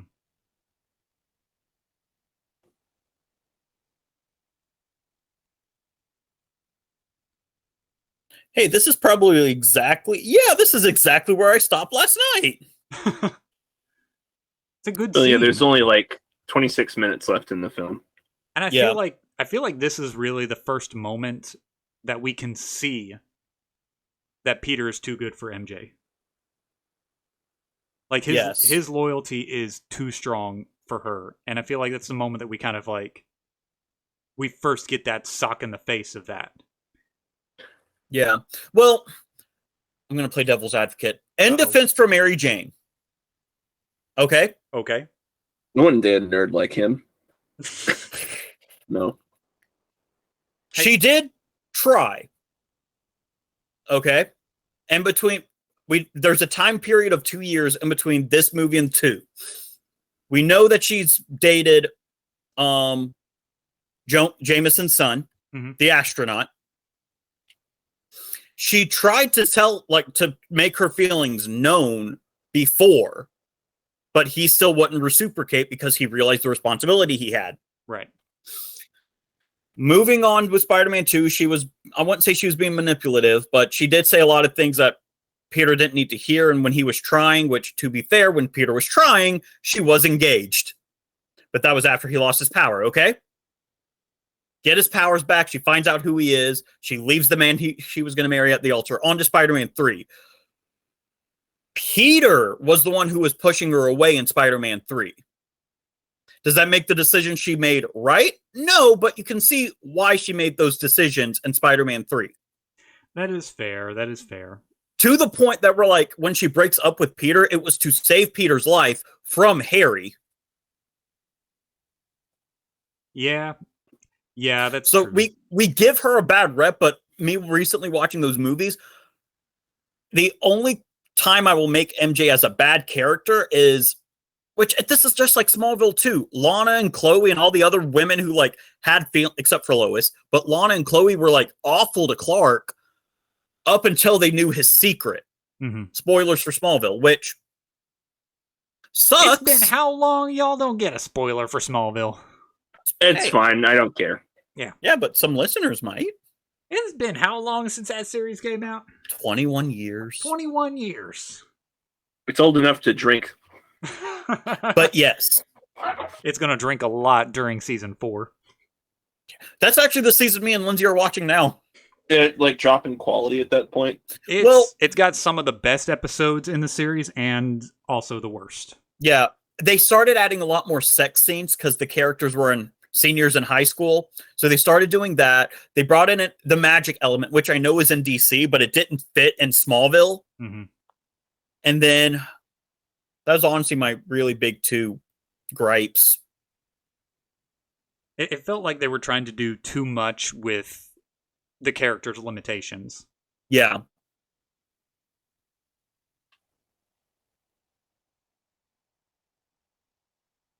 That is a DC property. We can't say that.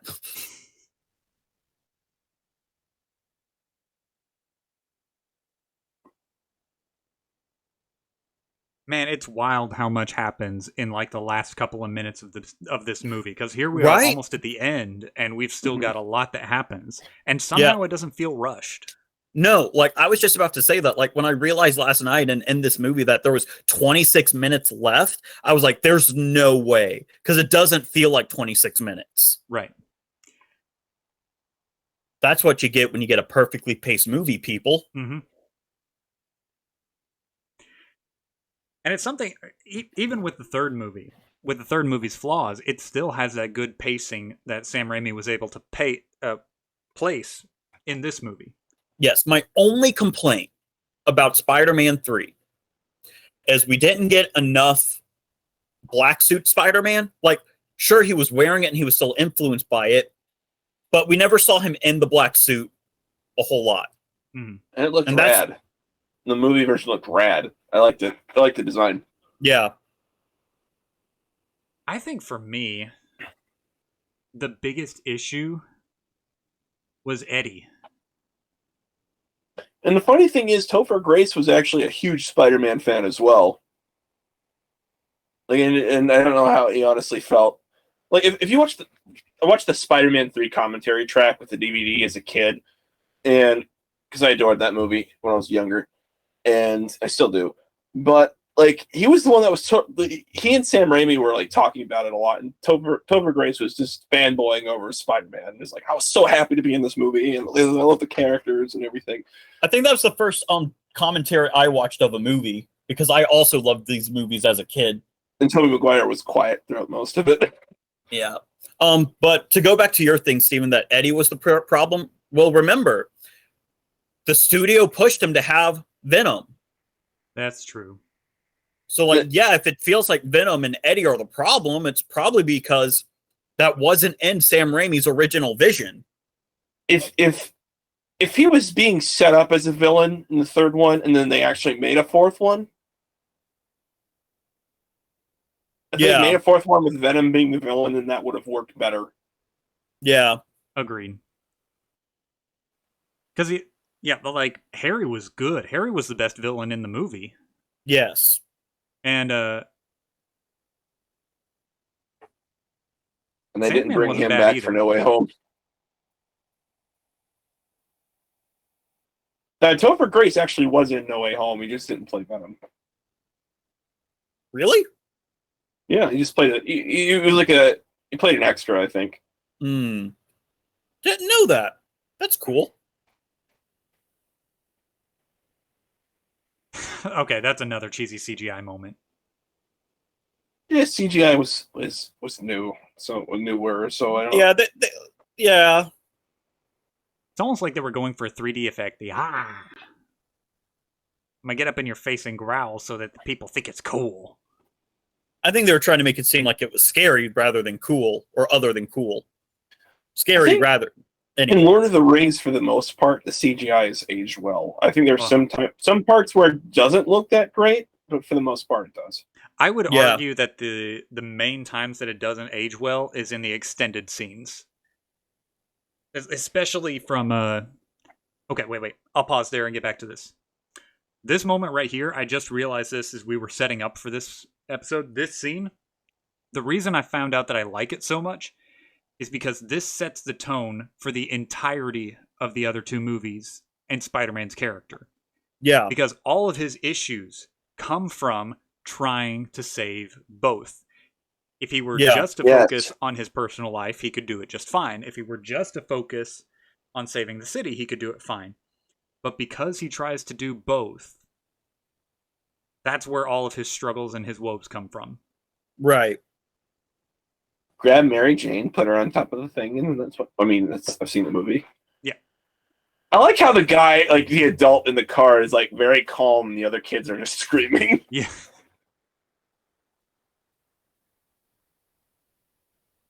But what was I saying that I would?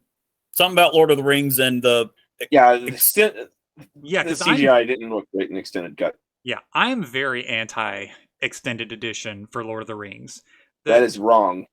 No, okay. I'll give you this. Fellowship had the best extended scenes. Fellowships, I did a TikTok series where I went through every one of the extended scenes as a first-time viewer, and I realized that the ones that I really had the most problem with were from Return. I did not like the extended scenes from Return. It just felt a little Saruman should have been in there. Like, Saruman was the most important one. Saruman and the Mouth of Sauron. I didn't mind Saruman's scene not being there. Saruman should have been in there. No. It really should. No. Yes, because Steven, listen to this. My argument for why he should have been in there is the first two movies he was built up as one of the threats, and then for him to not be there in the third one really feels kind of.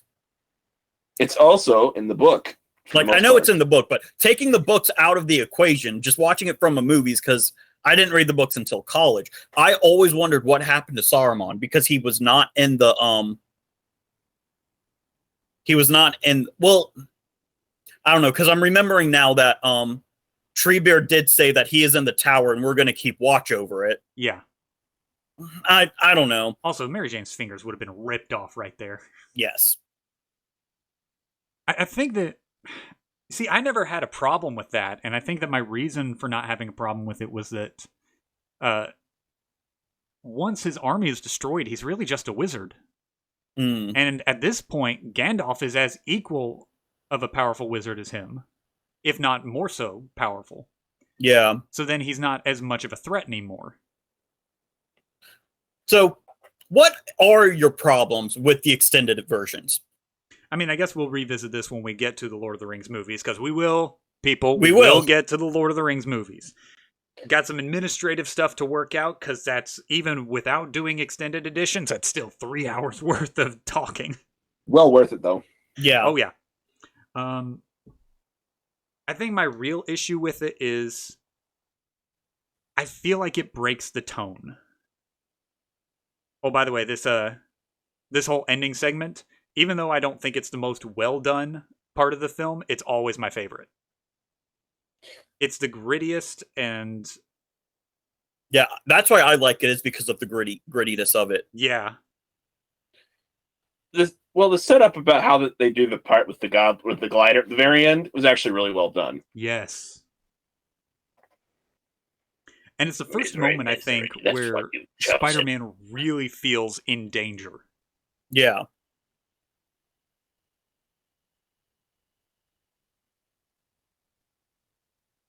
And again, most of his energy has been expelled because he Yeah. tried to save both. Yep.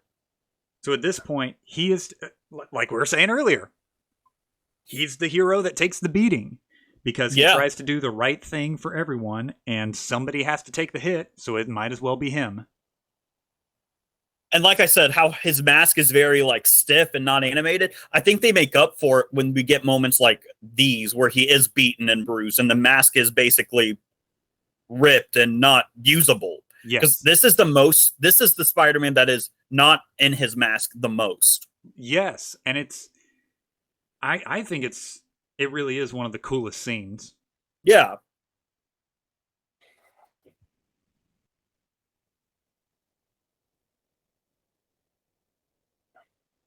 Because it gives you that sense of hopelessness that that the goblin's supposed to like make you feel at this point. Yeah.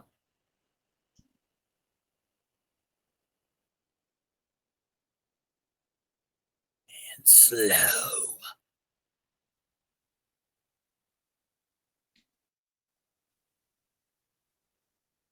I do That's wish what you we had say kind every 420. I do wish we had seen a little bit more of this weapon. Yeah. Because, like, it shows up, it looks sinister, and it looks like he knows what he's doing with it, and then it's gone. Yeah.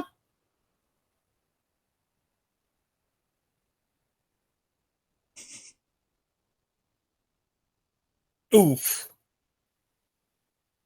And then Sam Raimi coming again, flexing his horror elements with the hand sticking out. Yeah. Two of my favorite movie trilogies as a kid was this and Lord of the Rings, and it blew my mind when I realized that both of them were made by people that primarily made horror movies to start with. Yeah. I didn't know that about Peter Jackson. You did. Dead Alive is one of the most gory films ever made.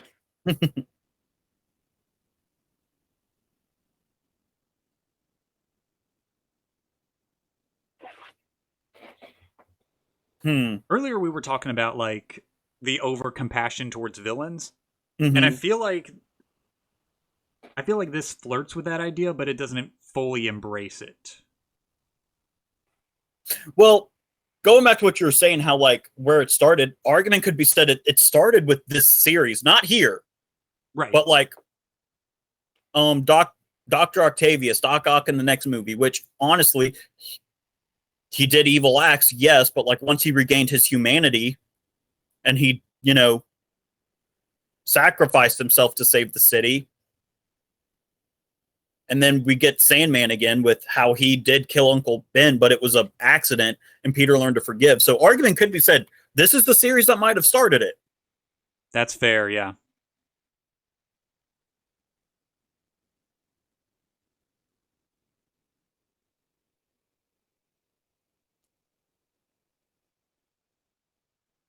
I also never noticed this until now, but like the mask being halfway across his face Mm-hmm. really does also capture like the two sides of Spider-Man. Yeah. Oh, That brief pause where he says "oh" before it stabs him. Yeah. That is classic Sam Raimi. Yeah. Every man in the world is clenching right now. Yep. Oh.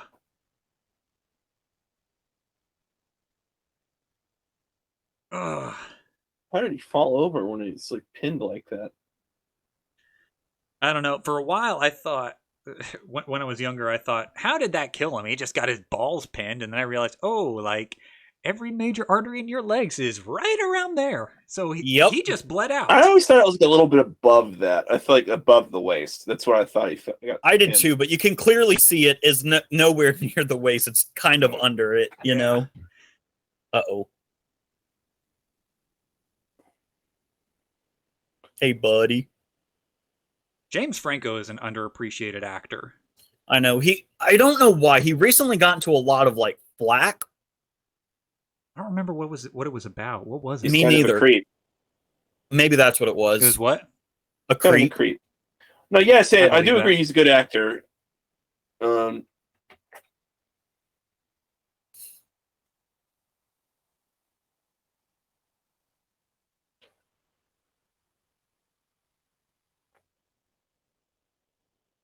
Again, here we see Twice.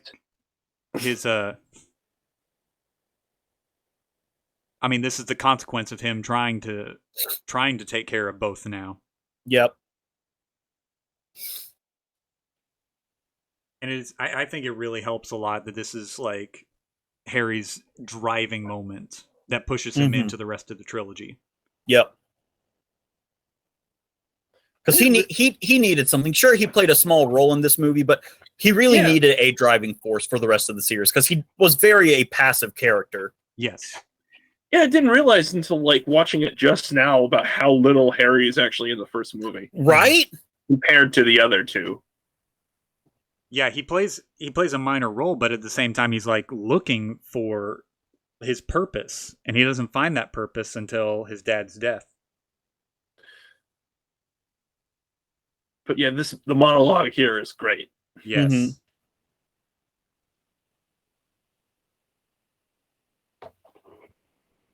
Oh, get ready for that meme counter. Yep. How long have we been going? We've actually no. The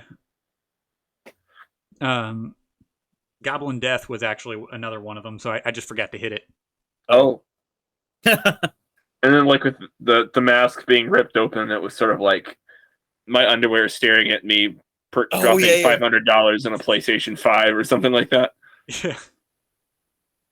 So one thing I wanted to mention before we get to the final swing, Steven, did you know now that Spider-Man is on PC, you can mod and be Uncle Ben's grave?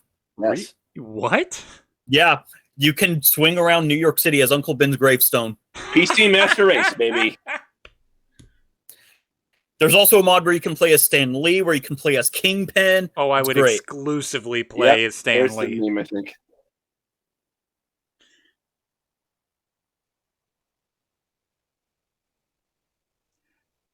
Now, as much as we do give MJ a hard time, I do think that if he had embraced at this point and revealed that he was Spider-Man, I think that a lot of their relationship problems would have gone away. No, I agree. And like I was saying earlier, like we give a lot of flack for MJ, but she really doesn't do anything wrong except maybe the midsection of Spider-Man 2. Mhm. Because everything else isn't her fault. Where she starts running around with John Jameson, who, fun Yeah. fact, John Jameson was a pilot for the Avengers for a while. He flew the plane, and he married She-Hulk. Or he married She-Hulk. Really? Now Yes. that's interesting. That is interesting. And I think the fact that he became a werewolf was what ruined their marriage, but That'll do it. you bigoted against werewolves? You don't like No. lycanthropes? Well, no, I don't. What's wrong with you? Well, I'm a non-werewolf person. Are you telling me you were Team Edward back in 2008? Hey now, that is neither here nor there. But yes. He was. because he was a vampire and I liked vampires. Not only Nobody- that, but you liked There's the not a fight single at the good end of the character in movie. Twilight except for I did Bella's like- dad. I did like, yeah, Bella's dad is the greatest character. No, unless, guys, They're all awful. should we do Twilight? No, Or is that pushing? No, I that's have pushing. gone Right. this sorry, far sorry. in my life without watching the Twilight movies. If we I am watch not Twilight, we ending just that do now. that to take the piss out of it, you know? I mean, it's no different than what we do now. I mean, Only true, more so. True. I just feel like it'd be a little bit of a punishment for myself if I went from not seeing the movie at all to having to see it twice. Are you I really like watching that. it the second time when We're you're just watching talking through blind. it? You could watch it blind. Oh, I can't do that. What if everyone else watches it except for you? Everyone else watches it. Everyone else will watch Twilight. We'll have talking points, but we'll watch your reaction to it. That'd be This an is a great interesting scene. twist. That would be a very interesting twist. I think about it. All right. I'm glad we got this talking point out of the way because I really want to just watch this final swing for what it is. It is glorious. This is, I think, my favorite final swing in all the Spider-Man movies. I mean, Did the third one even have one? No, Spider-Man 3 didn't have one. The Amazing Spider-Man 2 didn't have one. Homecoming didn't have one. Far From Home did, and technically No Way Home did. It was just a very short one. The No Way Home one was nice. Gosh, I love this movie. That's my favorite shot. Mm-hmm. It's good, Ugh. and I think it was good that they put so much effort into that final swing. It really added that last punch that the movie needed. Yep. I really enjoyed this movie. When this came out, I was 6 or 7 years old when the first Spider-Man film came out. I didn't watch it until I was like 11, but when this movie came out, that's when all the Spider-Man merchandise was coming out, and I remember ABC Family had like these marathons of Spider-Man cartoons where they played a bunch of different ones, and that was when watching those, and then like getting into like the Spider-Man cartoon from the 90s. But this was when I got into Spider-Man, when this movie came out. And I feel like that's And true of a lot of people our age. Yeah. And he's been my favorite superhero ever since. Mm-hmm. Yeah, I was 6 when this movie came out. I don't remember seeing it in theaters, but I do remember like watching the crap out of this movie. Like this, anytime I wanted to watch a movie, this was the one I would go to. Yeah, was always my favorite of the trilogy. Your hero can Save us. Your weight. All right, ladies and gentlemen, we are going to call it here now. This has been a good watch, a good bit of nostalgia, and honestly, like the superhero genre is better off because of this movie. Yes. Now, if only we can get back to that great superhero-ness from the genre. Yeah. But one day. You guys got any closing thoughts? This Go ahead. You go first. No, you go first, Jake. You go first. This is a wonderful film. The one good first part. The second part's even better. It's the best one. But this is an example of what happens when someone who was a big fan of something was able to do something he'd wanted to do for a long time. And his appreciation for the source material is what drove the film. Agreed. Yep. And You see very much these. I think Dune is probably the closest it's come to that in recent years. But yeah, yes, it was great, perfect. Understood the comics. It understood the assignment, and it's why everyone still loves the original trilogy.